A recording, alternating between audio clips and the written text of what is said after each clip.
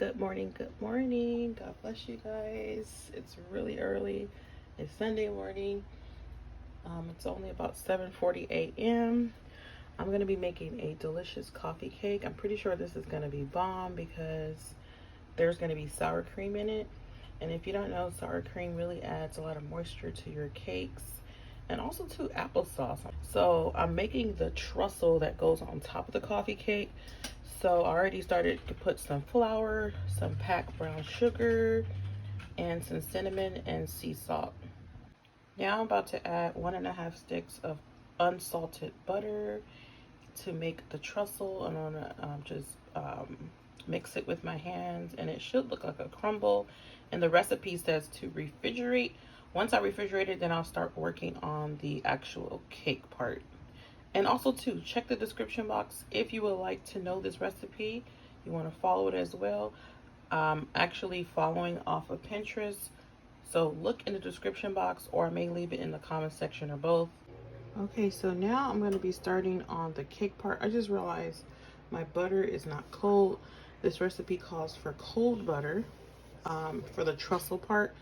So what I did, I took out some of my butter out of the freezer. I'll be using Imperial butter. So I have 4 sticks on my counter, just trying to warm up a little bit. And I'll be cutting those, cutting the sticks of butter that I need into pieces and adding it to the truffle. But anyway, let's get started on the cake part. Okay, ladies, so now I have my dry ingredients here. I have 2 cups of flour. I got some salt, some baking powder, some baking soda, and sugar. And now I'll be adding 2 eggs. I'll be adding some sour cream as well. And also I will be adding some vanilla. Okay, so I added my egg. I like to use this vanilla. You guys see that? This is the Watkins All Natural Handcrafted Original Gourmet Bacon Vanilla. Extra rich. I really like this. I'm just gonna eye it. Okay, ladies, so this is what my cake batter looks like once I incorporated all the dry and wet ingredients, including that sour cream. That's what's gonna make this cake really moist. And now I'm gonna be working on the trussel part. You're gonna be layering this cake. So once you get your pan ready, after you refrigerated the trussel for a while, because you have to refrigerate it, you're gonna put 1 layer of this cake batter. Then you're gonna put the trussel on top of that. Layer the cake batter again, then another layer of trussel. You can also make a glaze to go over the top of the coffee cake. I don't think I'm gonna do that, but it's 1 cup of powdered sugar and a couple of tablespoons of whole milk. So now I added my cold butter, and now all I'm gonna do is just use my hands and just get it all crumbled and smashed together. Okay, so this is what the trussel looks like, or trussel. I hope I'm saying that right. Now my butter was frozen. I took it out the deep freezer, so it was good to go. You want to get this done first. This is the first step to making the coffee cake. So get this done first, refrigerate it.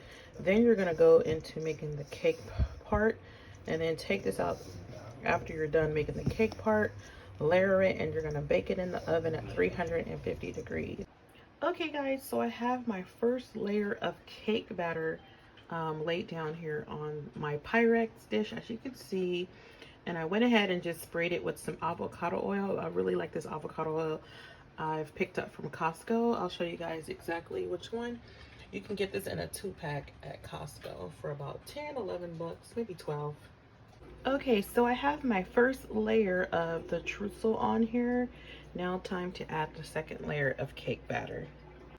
Okay, so this cake has been a process, but anyway, it shouldn't take you too long. This is my first time actually doing this. I just wanted to take my time to make sure I did everything correctly, and trying to remember the recipe as I do this, because I want to be able to create these recipes, especially these new recipes I've been learning, without even looking at the recipe book. We're gonna cook the coffee cake at 350 degrees for 55 minutes.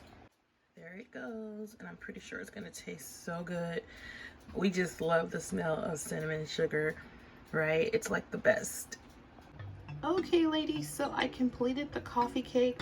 I took one slice out. I'm going to be trying that in a second, so you'll see my real reaction to this recipe. It looks really yummy, right? I'm still debating if I want to do the drizzle on top, but it's totally optional. So that drizzle is a cup of powdered sugar and 2 tablespoons of milk if you desire to put that on top. Okay, so now it's time for my reaction to this coffee cake.